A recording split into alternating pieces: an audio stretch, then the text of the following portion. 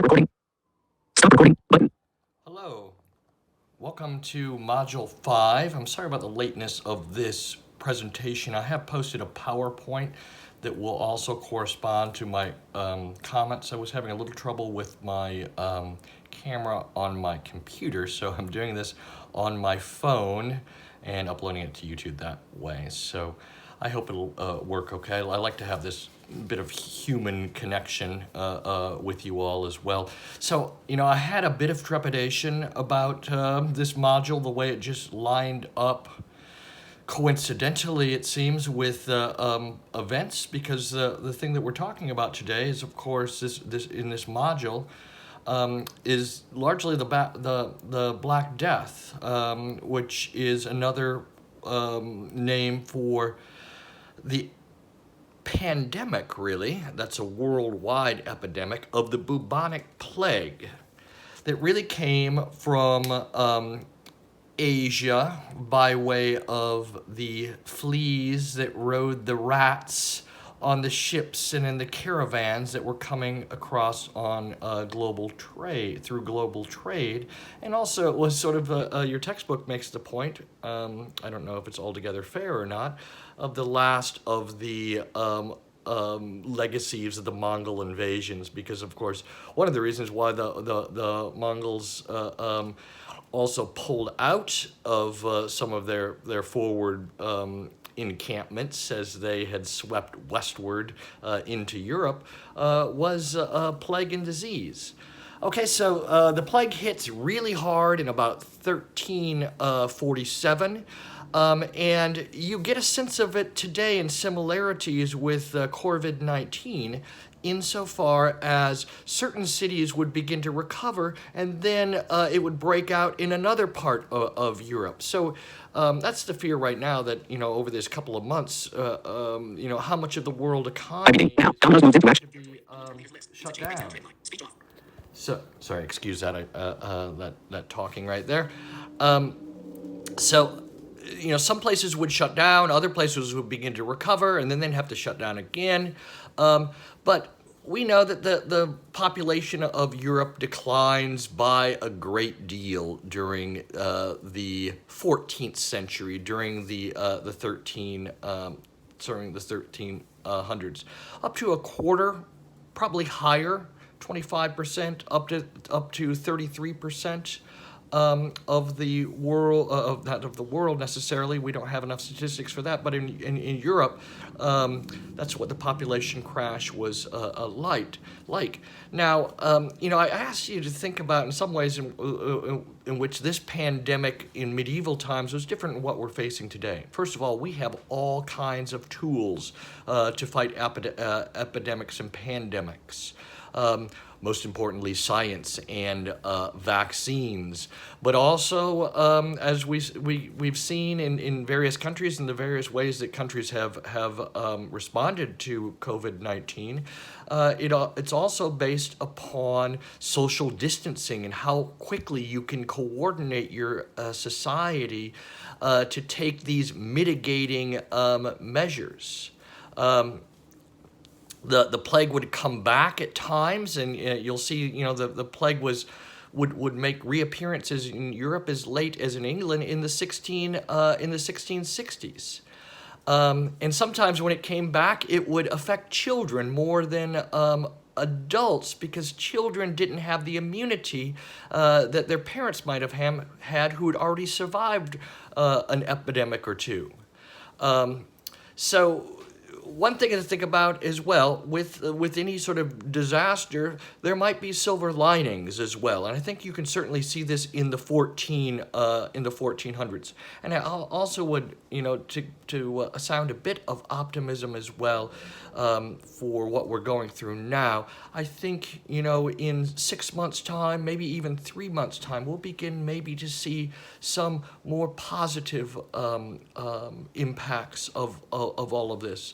And I'm not excusing for one moment any of the deaths that and sickness that may take place as a result of this pandemic that we're currently enduring. What were these silver linings? Well, land does become more expensive in a way, and prices are going up, but there's a lot more marginal land available. Ideas about military servitude become less important, and the relationships between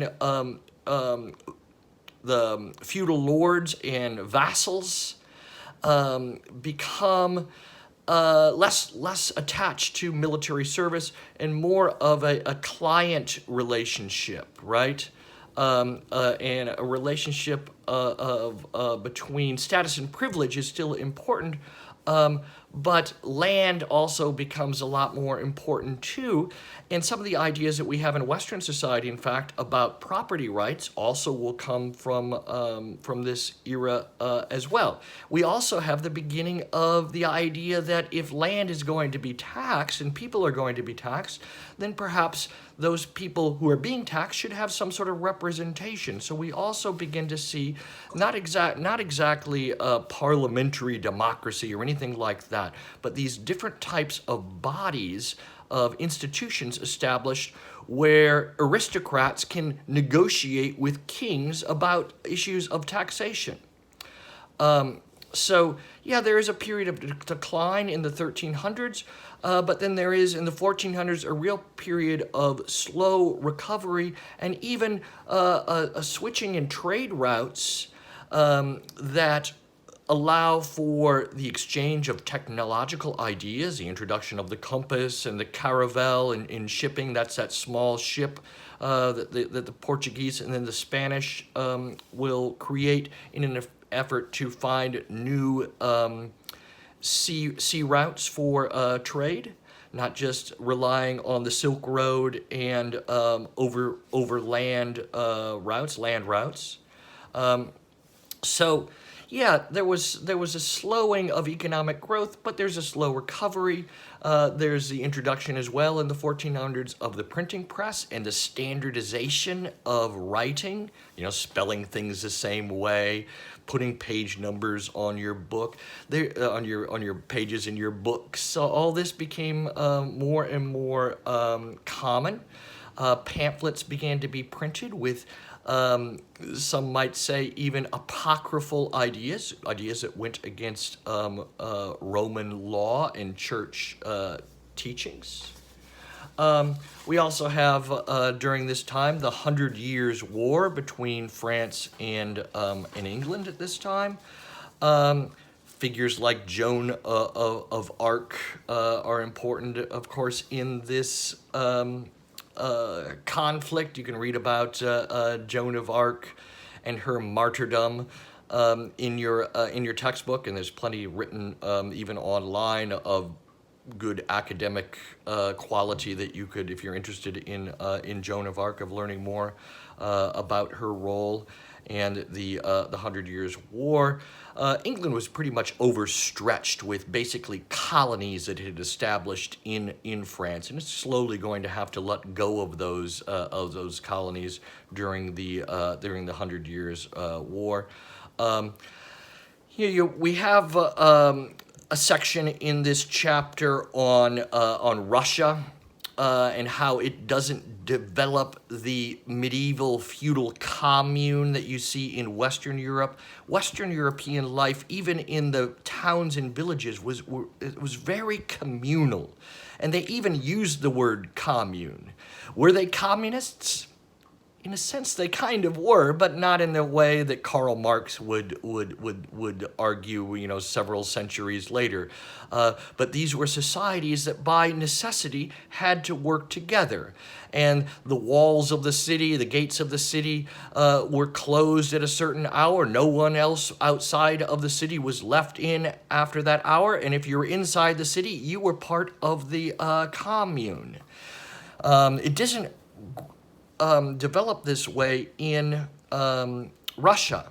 In Russia, the aristocracy or the nobility becomes much more, I guess I might say, even isolated, insular from the other groups in society. I like the way your textbook points out that the Russian aristocratic houses faced inward and were kind of like little castles in and of themselves, instead of facing outwards towards the towns like upper class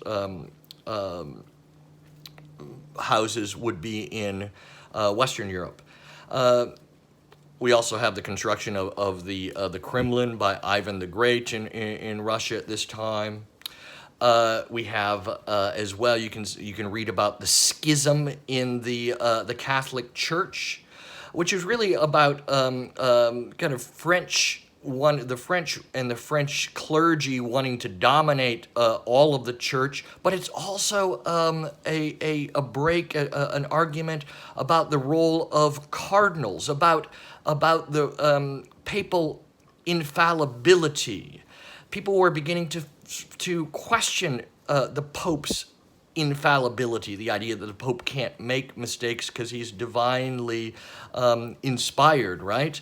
So these things begin to be questioned as well. So there's a feeling of religious reform in the air.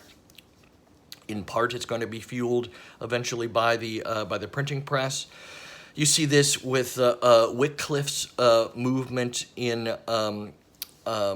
England, for example, and the necessity of printing the Bible into vernacular languages, the everyday languages, issues that would dominate during the Reformation about 100 years later. We can see them beginning to well up at this time in cultures and societies after the Black Death, during this recovery from that century of death and pestilence. And I like the way your textbook also talks about a literature of the art of dying also becomes popular. This means, that a recognition that life is short, and to make good with the life that we are given, and to a questioning too of spirituality and what is important in life. Questioning of church teachings and church doctrines. I'd also like you to be aware of the idea of transubstantiation that begins to be questioned at this time. This is the Catholic idea of the Eucharist, or what's called often today the communion, the taking of wine and bread. That when you take the wine and bread, it immediately transforms into the blood and flesh of Christ. They actually argued about theological issues like this. But some began to question that doctrine as well, and realizing as well that it was as much just a matter of symbolic ritualism and remembrance that Christians take the communion, or break bread amongst one another and drink the wine. Okay, and the final thing I'll mention in this short mini lecture is the fall of Constantinople in 1453.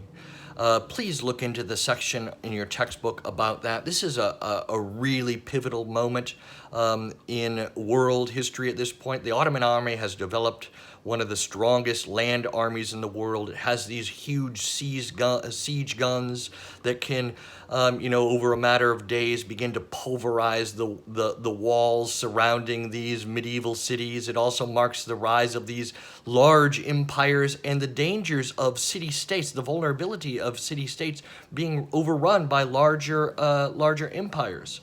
So the fall of Constantinople was also part of the Roman Catholic in Western Europe's increasing isolation, pulling back in and of to itself, you might say, and a lack of support for Constantinople and its struggles against the Ottoman Empire. So I will leave it at that for today. I hope the video quality is okay. Thanks a lot for watching. I'll talk to you all soon. Speech on. Stop recording button.